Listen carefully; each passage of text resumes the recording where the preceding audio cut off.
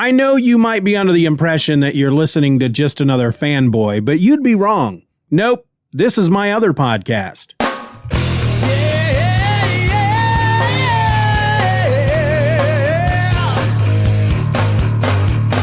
Hello and welcome to another episode of My Other Podcast, the podcast created for you, my patrons. Unless, of course, it's an episode in which I'm talking about DC versus vampires, because those episodes are also eventually released over on the Just Another Fanboy feed. And guess what? This just happens to be one of those podcasts. That's right, folks. I'm here to talk about DC versus Vampires, issue number 5, which was written by Matthew Rosenberg and James Tynion IV, with art and color by Otto Schmidt and Simone Di Meo. This issue was published on February 22nd, 2022, which means that for you loyal listeners on the Patreon, you're getting this on Friday, February the 25th, while the rest of y'all listening to this on the Just Another Fanboy feed, well, I got you penciled in for March 22nd, the day that issue number 6 comes out. I don't know if I hit that date or not, but we'll find out when we get there. So the issue opens with the Suicide Squad, also known as Task Force X. They are busting into a warehouse in Gotham City. It's an abandoned warehouse, and it looks like it was once home to the Joker and his crew. There's blood on the walls. There are dead men in clown masks all over. And right away, they can tell something's wrong. So this particular group of the Suicide Squad are made up of, well, from those I can recognize, we got Deadshot, we got Harley Quinn, Boomerang, and Savant. And then there's King Shark, and maybe that might be Parasite. I'm not quite sure. And then a guy that they identify later as Black Spider. So, yeah, they bust in, and the first thing they notice is that everybody is dead. We shift from there back to the Batcave, where Batman and Green Arrow are fighting the Justice League. And they're actually giving the rest of the team a pretty good workout. Wonder Woman is sticking to the story that Batman has been infected with some kind of virus and that he's the one that killed Barry Allen. And the rest of the team are there to back her up. Now, I said in the last episode that I'm not really sure who might be vampires at this point other than Hal and Wonder Woman, Hal being Green Arrow and Diana Wonder Woman. But whenever they show Hal and Diana, you can see their fangs, and the rest of the group, Hot Girl, Cyborg, Superman, Martian Manhunter, you're seeing their teeth, but they don't have fangs. So I'm assuming at this point that none of the other members of the Justice League have been turned. And there's actually a moment here where Superman grabs Batman by the wrists and he's telling him, give it up, Batman. You can't win. It's over. We can help you. And Batman, with his tongue, cracks open one of his teeth. Apparently one of his teeth is fake, and it contains kryptonite spray of some sort, which Batman sprays out of his mouth all over Superman's face. And Superman, of course, gets weak right away, and Batman clocks him one in the chin. We go back to the Suicide Squad, where Deadshot, who is examining one of the dead bodies, realizes that there is no blood in that body at all. And there's a nice line from Harley Quinn who says, gross. Joker's gross, but that's grosser than his normal gross. And they realize that they are dealing with a Joker who is now a vampire. Deadshot calls it in to the Waller, Amanda Waller, the Wall, who basically runs Task Force X. And he tells her, what do we do now? And she tells him that the mission is unchanged. They need to bring in the Joker. And he's like, it's changed a little. The Joker's a freaking vampire. And it's at that point that we learn that King Shark may also be a vampire because he eats Black Spider. And so the rest of the team kind of circle up to defend themselves. And that's when Deadshot notices that it seems that Savant is also a vampire. Back to the Justice League in the Batcave. Cyborg is playing the part of the diplomat. He steps between the one side that is Green Arrow and Batman and the other side, which is Hot Girl, Green Lantern, Martian Manhunter, and Wonder Woman, because Clark's out. Superman is out. He was under the influence of kryptonite. then decked in the jaw by Batman, and now he is unconscious on the floor. So Cyborg is trying to work with Batman. He's basically saying, look, I know what happened. You've been infected. It's in your blood. We can help you. We can find a cure. Batman tells him that there is no cure. And Cyborg's like, look, maybe not yet, but come back with us to the Hall of Justice and they can figure it all out. And Batman says no. And he goes, okay, well, how about you let Diana use the lasso of truth on you? Because Batman's claiming that, because Cyborg says at one point, I've seen the evidence. Batman says it's fake. They're lying to you. And that's when he says, well, let's go back to the hall and figure this out. Batman says no. And he goes, well, how about we have Diana use the lasso of truth on you and we'll see what's what. And Batman says no. And Cyborg's like, look, you got to work with me here. And so Batman goes to a laptop and he starts typing on it. And he goes, I have the evidence right here in my computer files. The whole time there's like a moment where Batman says to Cyborg, I didn't kill Barry. Hal did. To which Hal responds, you're a liar. And then when Batman directs Cyborg to his laptop and says, I have evidence on my computer files, Hal's like, are we pretending that Batman can't fabricate files? And Cyborg's kind of holding him back. And he says, calm down, Hal. I don't like wondering why you want to fight so bad. So everybody's there standing around the laptop. Now we see, I guess Superman is not unconscious. Unconscious. He's actually standing there next to Martian Manhunter. And I don't know, honestly, at this point, I don't know if that's a mistake based on something that happens later in the issue. We'll talk about that later. But Cyborg goes over to the laptop and he starts typing, and you hear a computerized voice say, unauthorized user, security protocols enacted. And electricity shoots through Cyborg and knocks him out.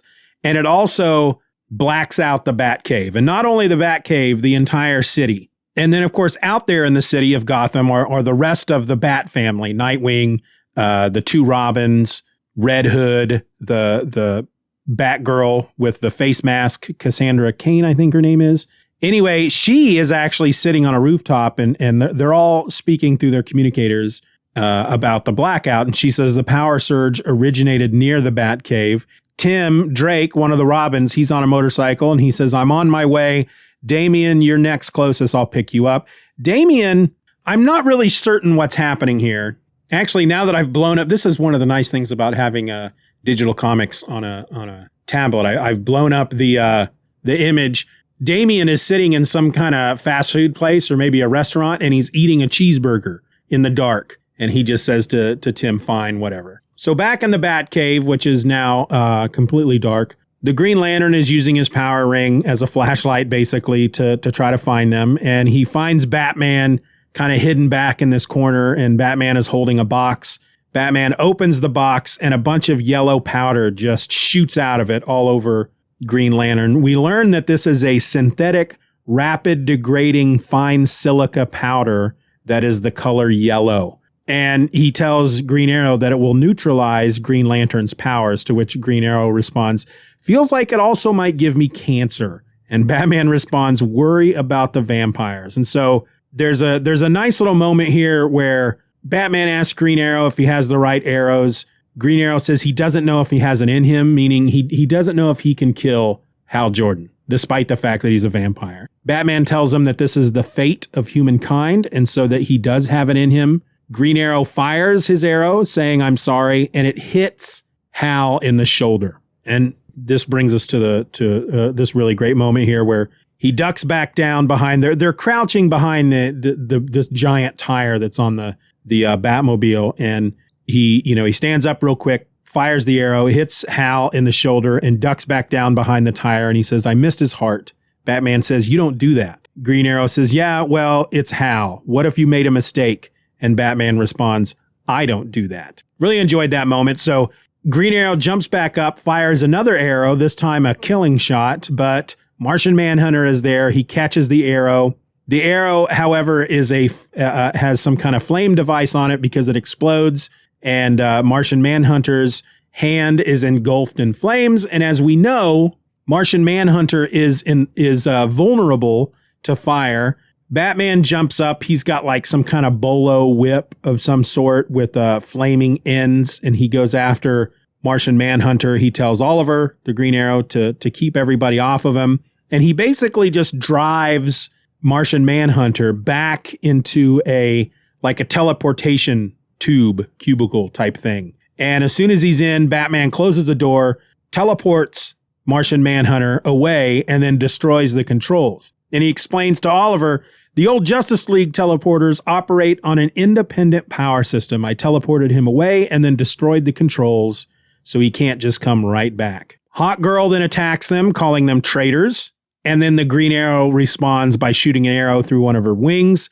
We go back to the Suicide Squad, who are now fighting each other because Savant is a vampire who is about to take out Harley Quinn. And of course, the King Shark is a vampire as well.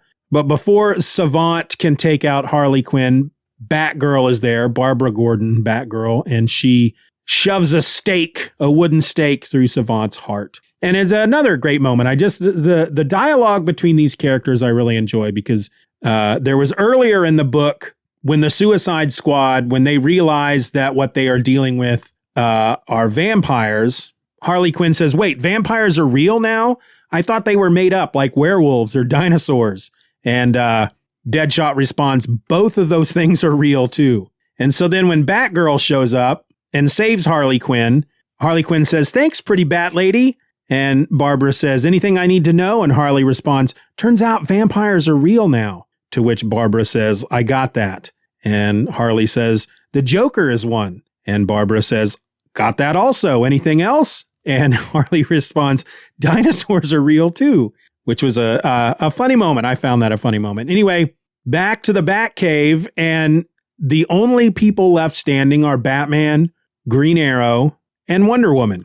So we can see Superman, he's out for the count. So again, I think that panel earlier where it showed him standing with the rest of them around the laptop was a mistake because unless Batman knocked him down, then he got back up, and then at some point between then and now, off panel, he got knocked back out again. That had to have been a mistake. So Oliver, Green Arrow, and Batman try to take on Wonder Woman. And it's a nice little fight. But of course, Wonder Woman being Wonder Woman, she kind of kicks their butts. Batman, however, is able to splash her in the face with holy water, which burns. Hawkgirl sees this happening and realizes that Wonder Woman is a freaking vampire. And unfortunately, the response that Hawkgirl gets is then Wonder Woman grabbing her up and biting her on the neck. Oliver tries to stop her by shooting an arrow at Wonder Woman, who, of course, deflects it. So now it appears that Hawkgirl is going to be turned into a vampire. Oliver asks Batman, Green Arrow asks Batman, you've got files on all of us. What do we do? What's Diana's weakness? Batman responds that her weakness is her friends, which that leaves them useless. There's nothing they can do at that point. So Green Arrow's like, okay, well, that's out. What do we do now? And Batman, who really just kind of had his ass kicked by Wonder Woman, he says, help me get on my feet, which Green Arrow does. And Green Arrow asks, now what? And Batman says, run. Batman goes running at Wonder Woman with a wooden stake. And here is where we run into something that actually I found quite unexpected, though I don't know why I didn't expect it. When he drives the stake into her heart, it actually breaks upon her chest because Wonder Woman is super strong and has very thick skin that deflects things. Not bullets, because she uses her bracelets for that, but apparently her skin is strong enough that a freaking wooden stake would not go through it. And so she's about to take Batman out when the two Robins, Tim Drake and Damian, show up on the motorcycle and drive it into the back of Wonder Woman. While she's down, Green Arrow shoots an explosive arrow at her that blows up, and using that as a distraction, he gets Batman into the Batmobile, and with Damian behind the wheel, they take off. Oliver and Tim also escape on the motorcycle, and as they're leaving, Batman speaks a code into his microphone, causing the self-destruction of the Batcave and Wayne Manor. So it all goes splody. Well, I don't know what happens to the rest of the league that were in the freaking Batcave. I know that I failed to mention that when Batman was pushing Martian Manhunter into the teleporter, he says to him that he doubts that they were able to turn him into a vampire because of his Martian physiology. And so he's like the only guy, the only hero down there that he trusts not to be a vampire. And so he's like, go away, and, this is for your own good. Well, in the rubble of the Batcave, or Wayne Manor, we see Hal Jordan, the Green Lantern, with an arrow still in his shoulder. And then Diana, Wonder Woman, she's standing up, and Hal tells them that they got away. And he's telling her that the master will not be pleased. And then up from the rubble comes Superman. And this is a very ominous ending to this book, because as Superman is trying to pull himself up, he says, "He sprayed me with kryptonite. I can barely stand." And the word bubble that they use makes it very obvious that even speaking, he's having a hard time even speaking. That's how weak he is. And Hal says to him, "Take it easy, Clark." And Wonder Woman says, "We've got you now." And then that's how the frickin' issue ends. This issue is entitled "Darkness Falls on Gotham," and it really ramped up the story at this point. I'll say real quick, I believe this is the first issue in which we have someone else other than Otto Schmidt listed under art and color. I've never heard of Simone Di Meo before. I don't know if I'm pronouncing that name correctly. But all of the non-Batcave scenes, every scene that was not within the Batcave, seemed to be colored in a different kind of fashion. There seemed to be almost a gloss on it that I did not care for at all. And frankly, the very first page in this issue is the Suicide Squad. So it has this very strange, like I said, it's like a gloss coloring on it. Everything just looks shiny and glossy and almost like it's been filtered through some kind of almost like a slight blur to the gloss. And I just, right away, I'm like, okay, did they change artists?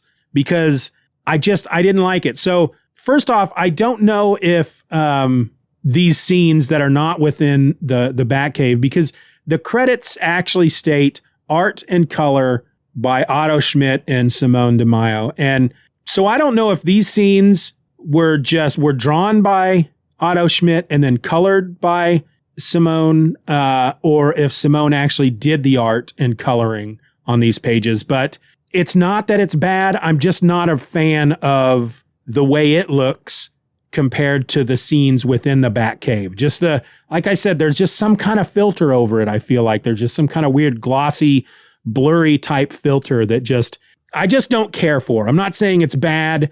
I'm not saying that other people probably wouldn't enjoy it. Some people may find it quite enjoyable. It's just not for me. And it did make me, like I said, page 1, I was like, whoa, do we got a new artist? And again, the art doesn't look all that dissimilar from Otto Schmidt, which is why part of me thinks that he did do all the pencils and inks throughout the entire issue. And maybe this Simone person did the coloring on these other pages. But I'm not sure. I'm not 100% positive. If you know, let me know. Not that it matters. It's still a darn good story. It's just that those pages kind of threw me out a little bit. And I'm not, unless he's just running behind and he needed some help, because he is literally doing it all. Those first 4 issues, all of the art is him. The pencils, the inks, the colors, it's all Otto Schmidt. So I'm assuming, unless they got a really big head start, which they could have, because this is not an in-continuity story.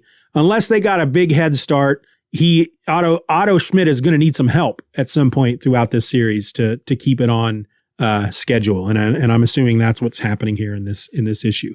It didn't ruin the enjoyment of the story for me. It's just that I don't care for the look. It's got, like I said, it's got a weird, glossy, glowy, blurry type of filter on it that just, it's not for me. Otherwise, another great freaking issue. Again, they kind of kicked it up a notch at this point. Really kind of sad that Hawk Girl got turned. And now it seems like Superman is going to get turned. I just can't imagine. I mean, we had the scene where Batman tries to stake Wonder Woman and he can't because she's just too strong. The stake won't go through her freaking skin. There's got to be an option, because I'm assuming maybe if they tried, I don't know. I don't know. They haven't quite given us the full, the rules for vampires in this book. In some things, like if you watch the Blade movies, you can take a vampire out with silver.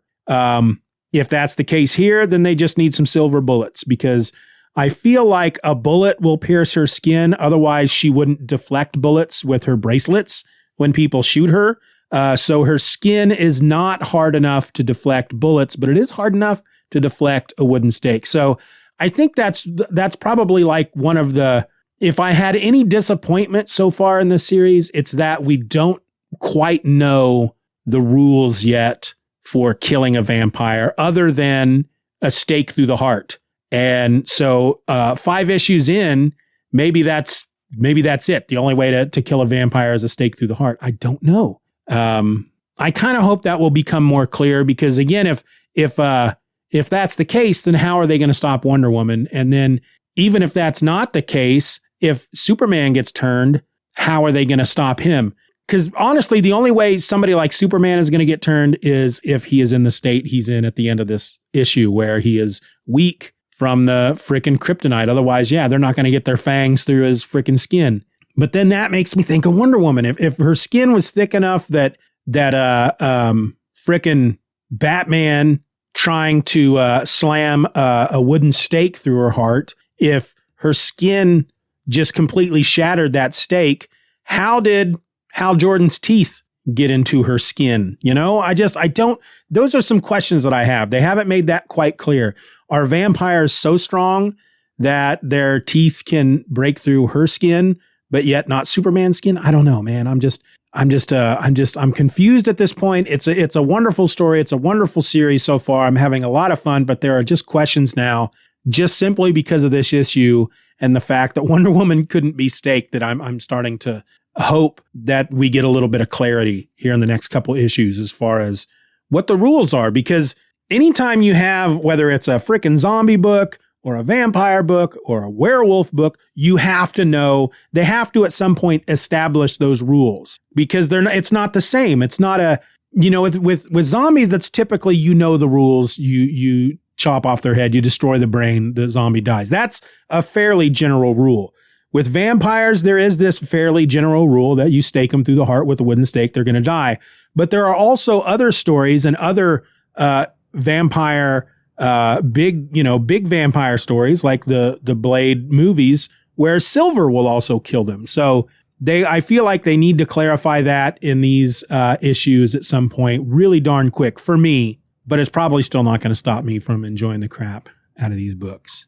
All right, now, before I let y'all go, for those of you listening on the Just Another Fanboy feed, if you're not a member of my Patreon, you really should be. It's just $1 a month, and you're going to get episodes like this one each and every week. Not only are you going to get the 2 episodes of Just Another Fanboy every week, and in most cases, you're going to get those episodes the night before everybody else gets them. Every Friday, you're going to get an episode of my other podcast, and the only place you can get them, with rare exceptions, such as these DC versus vampire episodes, you're only going to get them over on the Patreon. So $1 a month, that's what you're going to get. And if that doesn't entice you, what will? Seriously, let me know. I want to know. I'm asking you seriously, what can I do? What can I offer on my Patreon that might get you to sign up and spend $1 a month, $12 a year to support me on that Patreon? Just shoot me an email at justanotherfanboy@gmail.com and let me know. Beyond that, this has been my other podcast, and I've been your host. And now comes the part of the episode where I say goodbye. Goodbye.